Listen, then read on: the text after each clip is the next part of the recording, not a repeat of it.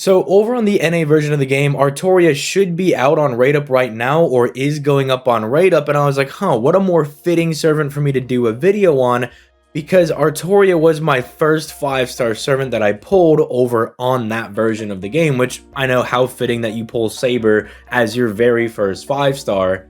But then I also realized that, yeah, she probably does deserve a video because I still use her all the time. I mean, even in the most recent event right now for the highest difficulty node, the Lancer node for the Valentine's event, I'm using her right now. Because even though I have some problems with Artoria, like how her damage can really fall off after her second skill wears off, she's still really good if you just need like an AoE nuke. Like if you just need to absolutely obliterate a node, Artoria is still very, very strong for that. So I was like, you know what? We're going to talk about Artoria, and then maybe if I could fit it in, Mordred also goes on rate up, and I just really like Mordred a lot, so I think I might also try to give her a video. That is unless, I don't know, JP does some absolutely goofy nonsense and throws up like some random limited servant, then I gotta go ahead and talk about that. But I don't see that happening in the foreseeable future, at least not right now. But if you enjoy daily FGO content, make sure you leave a like on the video and make sure you subscribe to the channel so you can stay up to date on all these videos that I'm smacking you guys with. If you want to see me play FGO live, I do that every weekday over on my Twitch, which is linked down in the description down below, usually around 6 p.m. Eastern Standard Time. And so if you're just starving for some more content, the daily videos are just not enough for you, then feel free to pop on over to the Twitch, give me a follow, and I'll see you when I go live. But with all that being said, let's go ahead and start talking about Artoria, starting off with her hits. And yeah, she's a year 1 servant. You really don't expect a whole lot when it comes to their hits nowadays. I mean, I'm just happy that she's got double buster cards so she can bust her Brave Chain with her own NP, although that's not really going to be a problem, as we'll find out when we get to her second skill. That's still absolutely insane. I can't believe they gave her something so busted.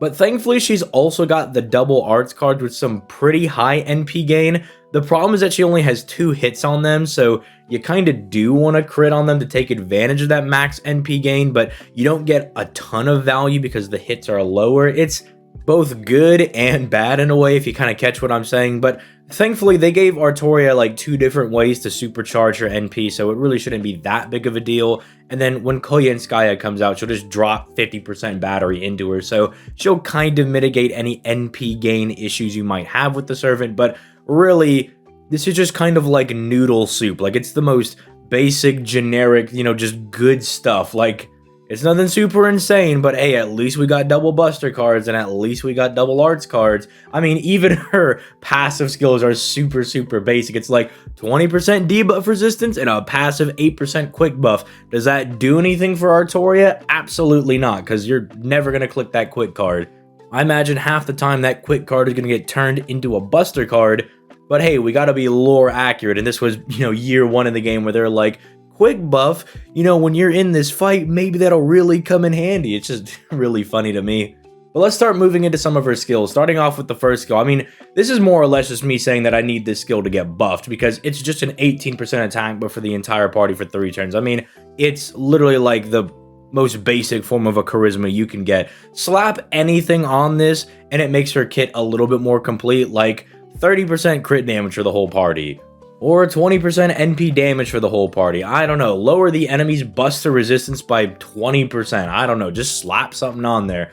She can drop more stars like she already does on her 3rd skill, but just add something on here, right? Artoria is one of those servants that they've already buffed like pretty much everything on her, right? Her 2nd, 3rd, and NP have all been buffed. Although I do want to say that Gilgamesh recently got a buff over on the JP version of the game, and they gave him a very solid charisma buff. I didn't really think they'd go that hard when they did it. So if they can give Gilgamesh a really solid charisma when he's also kind of like a noodle soup type character where he's just very straightforward, has a job that he sets out to do, and is pretty effective at doing it, Artoria is very similar. I have a lot of confidence that they can fix this skill, but just slap anything on it. Just anything at all, literally anything, and it makes it infinitely better.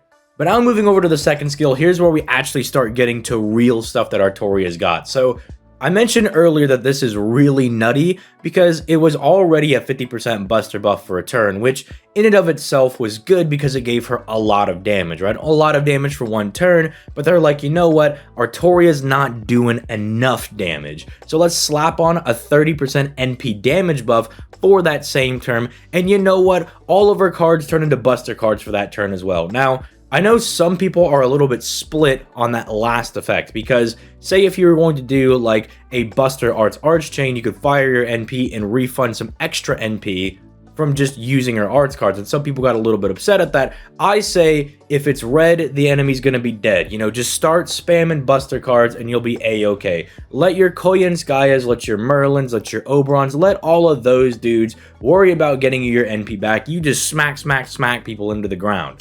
And again, I find it really useful if I'm ever in a farming node where it's like Artoria is kind of like a side character I'm bringing to just clear a node. It's very nice because when I pop this, not only is she getting insane amounts of damage because that Buster buff, that NP damage buff are both pretty sizable percentages and they're multiplying into each other because they're different damage types. Keep in mind that attack buff, even though it's not super big like the NP damage buff or the Buster buff, is still also multiplying into these two, and that's why Artoria just does insane damage.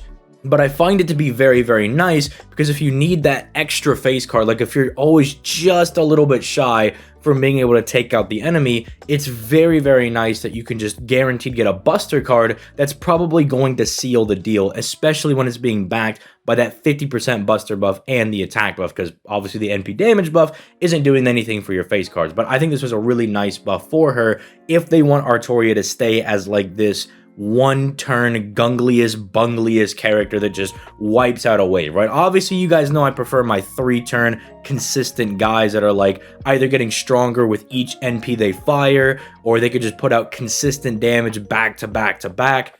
But I can't deny that we do have some needs for characters like this in FGO that just launch a big just stupid laser beam NP, right? And just obliterate whoever's in front of them, right? Can't deny that we do have a use for that in FGO. Finally, there's her third skill. This is a 30% battery that drops 15 stars. I kind of alluded to this a bit earlier. This is just nice for her to have. The stars are kind of like a side point here. I mean, Instinct was always kind of like a meme on Artoria where it's like, dude, 15 stars is just terrible on a 5-turn cooldown. At least now it's a 30% battery, so you can use her in Buster farming if you want to do that.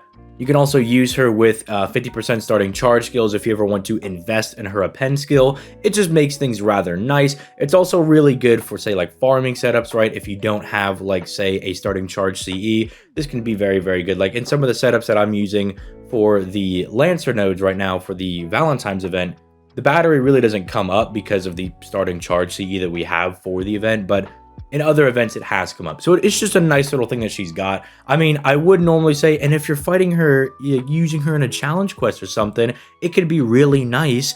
It's like, bro, no one's using her in challenge quests, right? You're using her to like obliterate a node and then she dips out. So it's just really nice that she has an extra 30%, especially in conjunction with her own NP that gives her 20% on overcharge, as I should be showing right now. And this is like one of the most basic things on the planet. It literally just does big smack, here's 20% NP. I kind of wish they maybe would throw something on this NP, just something, anything. I don't really know. If they wanted to be better for farming, it could be like a 20% NP damage buff as well, so that whenever she loses the NP damage buff on her second skill, she still has the ability to like double buff herself.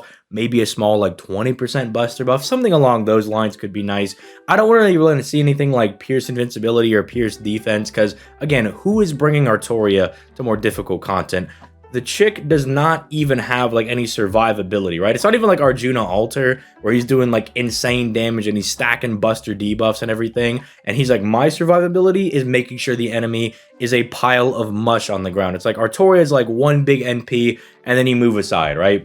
I know when you look at her on the damage chart, it's like, oh my goodness, she does so much damage as an AoE, but it's like a little caveat is that she only does that for one turn, because that second skill, after that one turn where it wears off, Artoria is just kind of sitting around doing absolutely nothing. But again, like I said, that can be very, very useful for certain farming nodes, or if you just need to obliterate a node of like Berserkers or Lancers, maybe even neutral sometimes. I've never really used her for that because generally I have somebody else, but hey, maybe your account's a bit newer and you need to obliterate somebody. So is Artoria like worth going for? Probably not, but if you ever get Artoria, make sure you do level her up because she can be a very big bungus beat stick if you ever need it.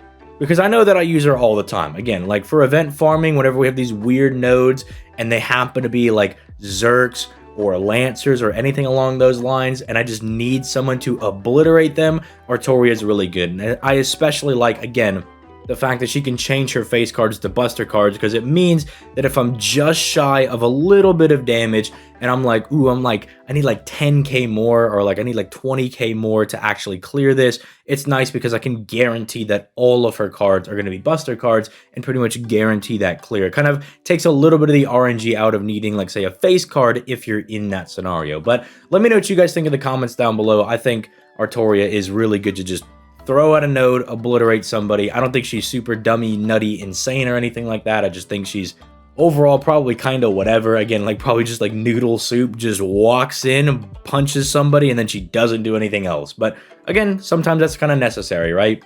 Let me know your thoughts in the comments down below, and I'll catch you in tomorrow's video, which should be on Mordred. I'm hoping I can do it on Mordred and JP doesn't drop some random event, or Global's not like, yep, here we go, confirmation of Lost Belt 6, because one, I want to talk about Mordred, and two, keep Lost Belt 6 in June, all right? I need my time to save for Morgan. I keep that away from me, at least for now. But with all that being said, I'm going to go ahead and get out of here. You guys have yourselves a nice day. Peace, late, guys.